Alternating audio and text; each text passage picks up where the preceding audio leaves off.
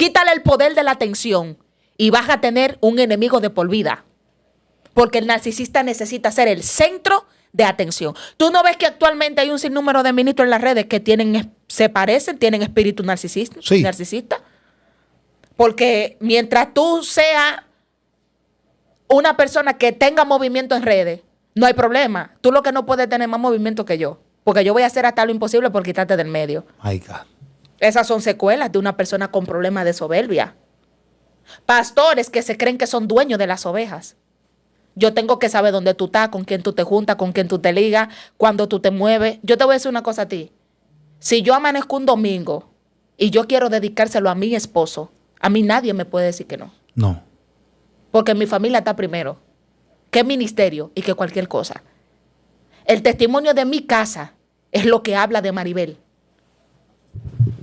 El testimonio de mi matrimonio es lo que habla de Maribel. En mi caso, tú me preguntaras cuál es el desafío más elevado que yo he tenido, que yo estoy en el medio y yo me casé con un hombre que no es de palestra pública. Pero mi corazón de esposa ha sido probado. Mi corazón ha sido pasado por balanza. Porque una de las cosas que yo he procurado es proteger la integridad y la vida emocional de mi esposo. Protegerle su corazón. Que él sepa que yo estoy en el medio, pero la cabeza mía es él. Sí. Y él sabe que todo el tiempo he mantenido esa línea de respeto. Porque yo sé que el día que yo cruce esa línea, el respaldo de Dios se fue. Yo siempre he dicho, a mí no me interesa escuchar un hombre predicando cuando trata mal a su esposa. No le consumo mensaje a una mujer que yo sé que a su marido detrás de la cortina no lo respeta. Porque me está violentando, me está caminando de manera ilegal. Entonces nosotros estamos viendo un público, estamos viendo una generación que se enfoca mucho en lo que tiene que ver con el movimiento ministerial ahora mismo.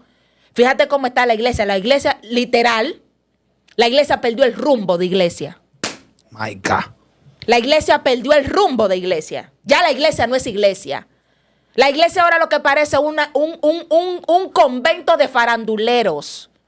De gente buscando cuál es la falla tuya para investigar el chisme, para producir contenido, porque YouTube y todas las plataformas no son el problema. Ellos no son el problema. YouTube no es el problema. YouTube es una empresa que si tú la sabes aprovechar, tú le llegas a muchísimas personas. ¿Cuánta gente no ha sido restaurado por un mensaje de YouTube? El problema no lo tiene YouTube, el problema lo tienen los creadores de contenido. Dios mío. Entre las plataformas de chisme de manera secular y de muchos cristianos, no hay ninguna diferencia. Se acabó el pasto. No hay revelación. Ya Dios dejó de revelar. No hay interpretación bíblica. Que hay que subirse en una plataforma, acabar con alguien, para hacerse viral en las redes sociales. Entonces, todo eso cabe dentro del renglón del maltrato.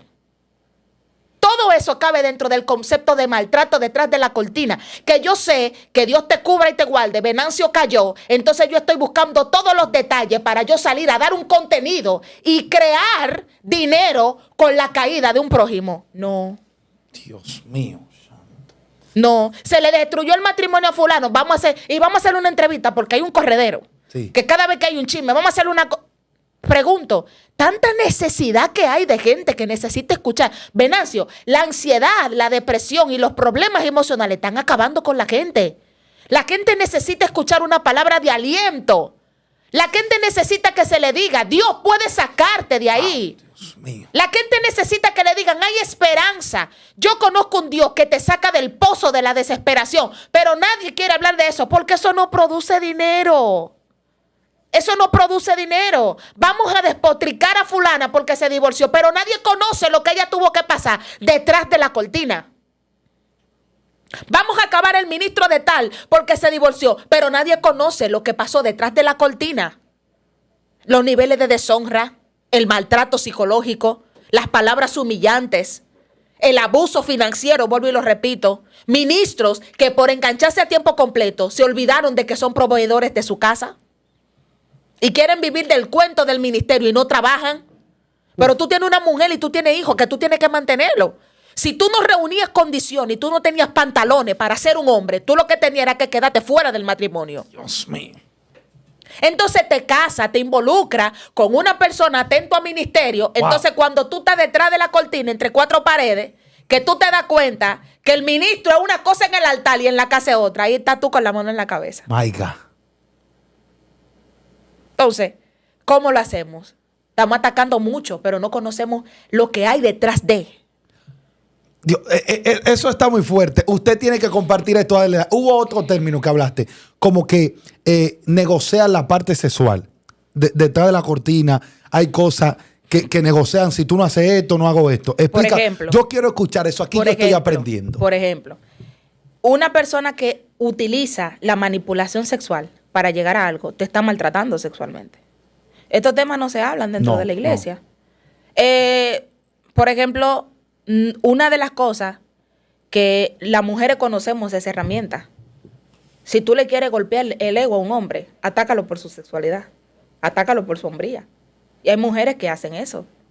Me voy a negar hasta que tú respondas a lo que yo estoy diciendo. O traumatizan a un hombre diciéndole, tú no eres lo suficientemente hombre. Hay alguna palabra que no la voy a decir, Marcos. Tú no eres lo suficientemente hombre, tú no me completas, tú no me complementas, yo no me siento plena contigo. Y toman ese tipo de excusa inclusive para la infidelidad. Ahora bien, si tú conocieras el impacto de lo que representa una infidelidad en el mundo espiritual, todo el mundo respetará eso. ¿Por qué? Porque cuando tú desatas el infierno de la infidelidad, tú tienes que estar preparado para aguantar todos los demonios que van a venir uno detrás de otro. Darle apertura a la lujuria a tu matrimonio. Darle apertura a la infidelidad en tu matrimonio. La gente habla fuerte que el matrimonio se restaura. Restaurar un matrimonio después de una infidelidad no es tan fácil. Es muy fácil decirlo, pero no es tan fácil. Porque cuando tú le eres fiel a una mujer, tú le estás diciendo, tú no me complementas. Tú no tienes lo suficiente que yo necesito. Tú estás destruyendo la estima de esa mujer. Tú le estás diciendo, ella tiene más que tú. Tú la estás destruyendo mental y emocionalmente. Esa mujer va a empezar en una guerra con ella misma. Ella se va a mirar al espejo y va a empezar a mirarse. ¿Qué tengo mal? Yo me porté mal. ¿Qué no di? ¿Qué no hice? De ahí va a venir una ansiedad. De ahí va a venir miedo. Si tú se lo haces a un hombre, va a venir lo mismo. Entonces, con un perdóname, tú no vas a restaurar un daño. Dios mío. Como lo que es una infidelidad. Dentro del concepto de los traumas y de los duelos más fuertes, está uno de los traumas más fuertes, es la infidelidad. Y el duelo por infidelidad o por separación cabe dentro de uno de los segundos duelos más agresivos que existen. Pero nosotros nos subimos en un altar a hablar de restauración. ¿Quién está restaurando a la gente que pasó por un divorcio? Te pregunto. Nadie lo está restaurando, Venancio, porque ahora mismo lo que se está haciendo contenido con la frustración del otro. Dios mío, wow. Entonces, hay gente que se casó de nuevo o se divorció, que ahora mismo está en una batalla, sigo en el evangelio o me voy. Porque cada vez que escuchan un contenido que están golpeando, hay gente que llora lágrimas de sangre, pero mi versión nadie la ha escuchado. ¿Quién me va a escuchar? ¿Quién me va a prestar atención? ¿Quién me va a preguntar cómo pasaron las cosas? Porque es muy fácil condenar. Yo atendí un caso muy cercano a mí que fue con mi sangre. Y yo en una tarde similar a esta, yo estaba en mi casa. Yo tengo algo que yo soy muy sensible a lo espiritual. Eso es algo que tiene que ver con mi llamado desde pequeña. Sí. Soy sensible a lo espiritual. Y he tenido experiencia de escuchar cosas, oler cosas, que si yo la digo van a decir, esa tipa se está volviendo loca. Y yo estando en mi casa, un espíritu de suicidio visitó a una persona cercana a mí. Y yo estaba en mi casa y yo empecé a llorar por ella y a gemir. Y yo dije, ¿por qué ella me llega? Oye, yo empecé a llorar. Y yo dije, Señor, ten misericordia. Y yo empecé a reprender. A mí me cubrió un escalofrío. Y dije yo, Jehová de los ejércitos. A esa hora estaba ella planeando suicidarse. My God. Porque me dijo, si me divorcio no me va a entender nadie. Yo prefiero acabar con esto. Y yo sé que hay gente que me está escuchando que está en la misma situación. Chama. Wow, Dios. Si yo acabo con esto ahora, ya yo me libro de que me juzguen, de que me condenen, porque nadie sabe lo que yo estoy viviendo. Tú sabes lo que tú tener una persona cerca que está inclusive utilizando la Biblia. Si tú me dejas, tú sabes que tú estás mal para manipularte, pero mientras te hace la vida un infierno. Para controlarte, pero te está haciendo la vida un infierno porque está tomando un texto diciéndote un solo matrimonio, entonces yo voy a hacer lo que yo quiera. Y yo voy a ser el único que va a ser tu esposo, la única que va a ser tu esposa. Entonces tú me estás diciendo a mí que una persona que se va, que empieza a vivir una vida de promiscuidad, un hombre que se está acostando con todo el mundo, como están estas enfermedades venéreas, Sí. una mujer seria de su casa que no sale, que ha conocido un solo hombre, viceversa, y tú me vas a decir a mí que esa persona tiene que aguantar que esa persona haga y deshaga simplemente porque un matrimonio no funcionó. Corrección, yo soy de la que apelo a la restauración de la familia. Claro. Y como consejera en el seminario bíblico de la Iglesia de Dios, a mí se me formó de una forma. Mauro Antonio Vargas, quien me dio la materia de ética cristiana, me dijo y nos decía, ustedes como pastores nunca pueden decirle a una gente que se divorcie. Deje que sea la pareja que tome su decisión. Un profesional de la salud mental no te va a mandar a divorciarte. Va a hacer hasta lo imposible por salvar. ¿Por qué? Porque eso es una decisión personal. Claro. Pero ok, y si se trató, se perdonó una infidelidad, se perdonó lo que se estaba pasando, se buscó la manera de que se restauraran, pero uno de los dos no está trabajando para restaurar. ¿Qué hacemos? ¿Condenar a una persona? ¿Quién está restaurando a esa gente, Venancio? Nadie. ¿Quién está restaurando a las mujeres que están siendo víctimas de maltrato intrafamiliar dentro de su casa, cerca de sus hijos? ¿Quién está restaurando a las mujeres rotas que están casados con ministros?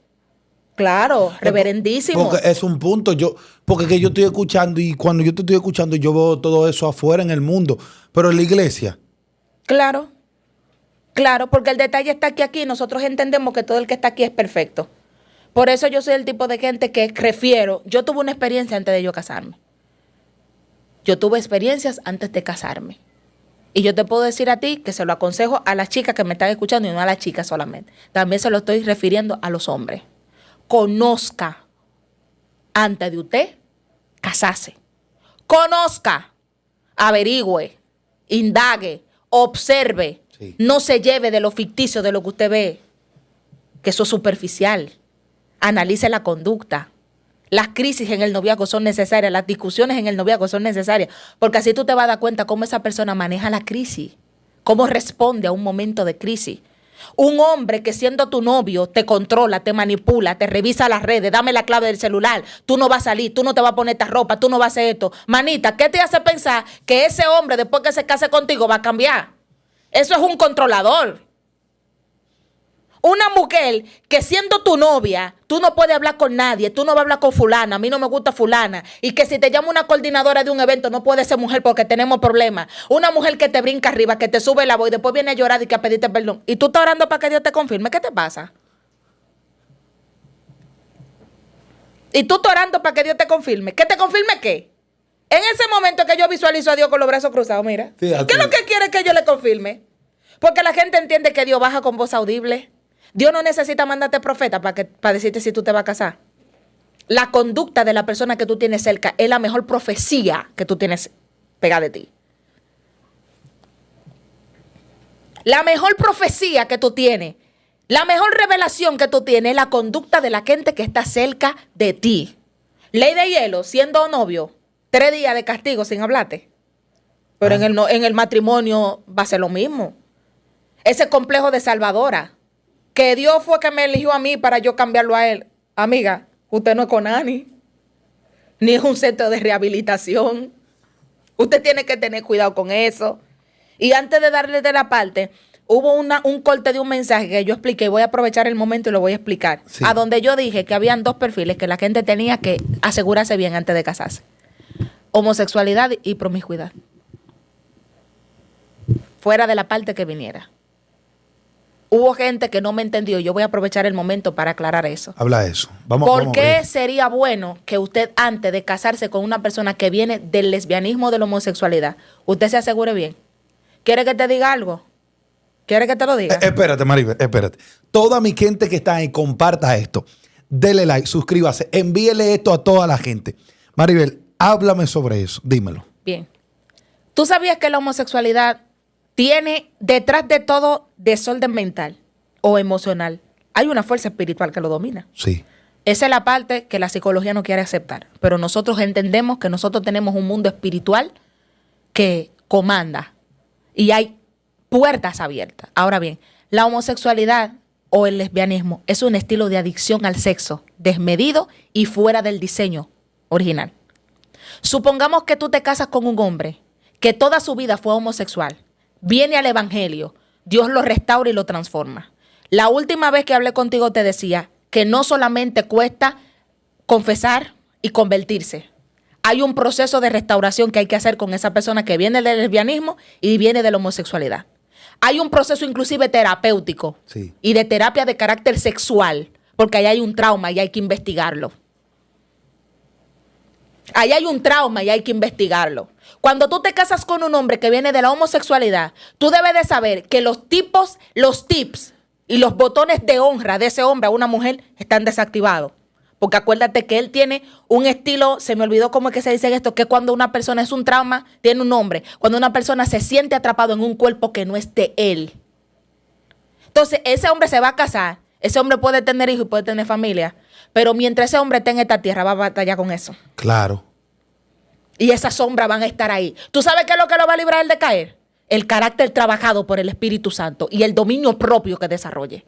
Pero va a batallar con la secuela, va a batallar con los traumas, va a batallar con todo. ¿Por qué? Porque salir de ese mundo no es tan fácil. ¿Y tú sabes por qué fue que yo dije que tú tenías que evitarlo? ¿Tú sabes por qué tú tienes que evitarlo? Porque si tú no tienes raíces espirituales y a nivel de carácter, tú no calificas para casarte con una gente así. Uf.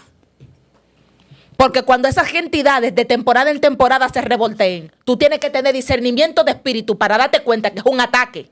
Dios mío. Y tú no te puedes sumar al ataque que está agobiando tu matrimonio. Tú tienes que discernirlo por el espíritu.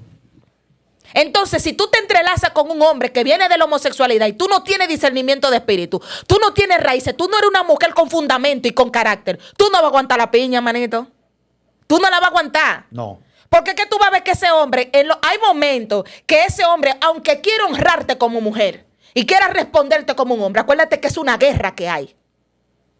Y hay una conducta aprendida. Dicen los profesionales que son 21 días que se necesitan para desarrollar un hábito. Imagínate un hombre que fue homosexual desde pequeño hasta los 35 años. No estamos hablando de 21 días, estamos hablando de años. Ahí hay una parte del cerebro que creó una fortaleza mental. Y esa fortaleza mental está fortalecida por una cultura de pensamiento. Esa cultura de pensamiento se quebranta por medio de la palabra. Y es la palabra que lo hace libre. Entonces, para un hombre homosexual, elegir esposa tiene que abrir los ojos. Sí. Tiene que abrir los ojos. Es viceversa con una mujer que viene de la promiscuidad. Las mujeres que vienen del mundo de la promiscuidad están acostumbradas a tener todo fácil. Una mujer que llega del mundo y se convierte, que está acostumbrada solamente a agarrar un teléfono para tener lujo, para tener capricho, una mujer que nunca ha trabajado. Manito, tú sabes que si tú no tienes condición de bolsillo, tú no te puedes meter ahí. Porque es que ella está acostumbrada a esa vida. Y si no es una mujer que ya el Espíritu Santo la trabajó, la procesó, la transformó realmente, en el matrimonio van a haber secuelas que se van a revelar. Claro. Y no es ataque del diablo. Son cosas que son normales. Y crisis que se van a presentar. Una mujer que está acostumbrada a tener la vida fácil, no está lista posiblemente para decirte a ti, mi amor, si hay arroz con huevo, comemos arroz con huevo. Sí. Una mujer que viene de esa vida, si tú le vienes con un regalo menos de lo que ella está acostumbrada, tiene que tener el corazón bien procesado por Dios y trabajado para verte a ti como la calidad del hombre que tú eres. Entonces estos temas no se tocan en la iglesia, pero vamos a acabar con todo el que se le destruyó un matrimonio. Mira, decir yo me divorcié no es un lujo, porque cuando hay un divorcio se destruyen varias cosas. Una familia destruida, hijos que van a crecer sin mamá y sin papá. Y el manejo del divorcio después, cuando se tiene hijos, no es tan fácil, porque los que más sufren son los hijos. Sí. Ningún hijo quiere ver a su mamá y a su papá separados.